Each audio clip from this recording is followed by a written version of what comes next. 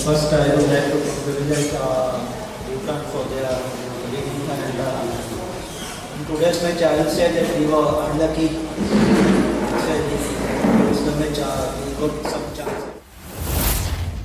Lihatlah betapa mudahnya pemain nomor 9 itu mencetak gol bagi timnas Indonesia.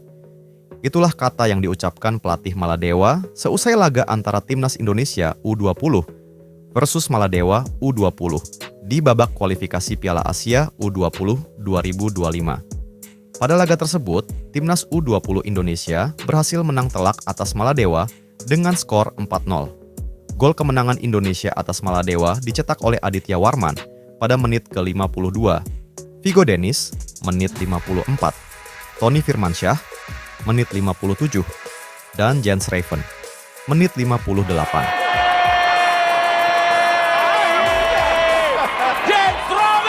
Menariknya, gol terakhir timnas Indonesia yang dicetak Jens Raven rupanya mendapat perhatian khusus dari pelatih Maladewa, Ahmed Shakir.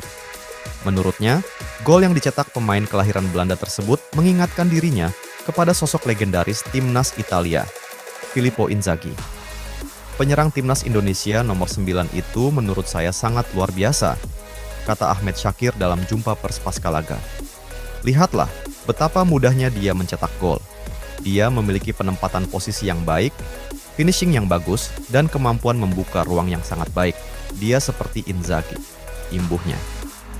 Pernyataan Ahmed Shakir ini memang ada benarnya juga. Hal ini terlihat dari gol-gol yang diciptakan Jens Raven bersama skuad Garuda Nusantara. Bahkan media Belanda, Haaglandet Voetbal ternyata pernah meramal bahwa pemain berusia 18 tahun itu bukan striker sembarangan. Mereka menyebut bahwa Jens Raven memiliki fisik yang kuat sebagai seorang striker dan bisa bermain di banyak posisi. Pemain yang kuat secara fisik dan kreatif ini juga bisa ditempatkan di beberapa posisi dalam tim. Dia juga bisa bermain sebagai gelandang bertahan dan pemain sayap, tulis Haaglandet Voetbal beberapa waktu lalu. Sementara itu, pelatih timnas U20 Indonesia, Indras Jafri menyoroti masalah finishing anak asuhnya meskipun hajar Maladewa dengan skor telak. Dalam laga ini, Jens Raven dan kawan-kawan memang meraih kemenangan.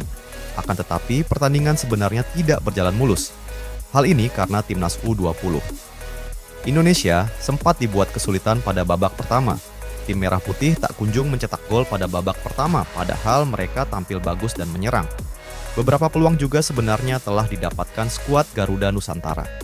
Namun, mereka cukup kesulitan bisa membobol gawang Maladewa sejak babak pertama. Justru gol baru bisa dicetak oleh para pemain timnas U20 Indonesia pada babak kedua setelah Indras Jafri melakukan perubahan pemain, termasuk memasukkan Jens Raven.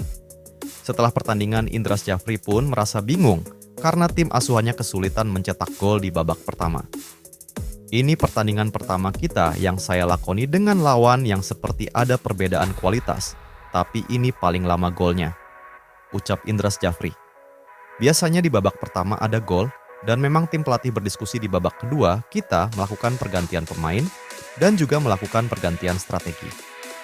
Menurutnya, pada babak pertama tim asuhannya tidak main jelek. Hanya saja memang Maladewa tampil cukup bagus di lini pertahanan sehingga membuat timnas U20 Indonesia kesulitan membobol gol. Namun, ia tetap merasa puas karena para pemain saat diserang bisa menunjukkan permainan terbaik dan mengantisipasi lawan. Ia meras puas karena saat pergantian dilakukan dengan menaik 2 winger dan memasukkan striker berhasil.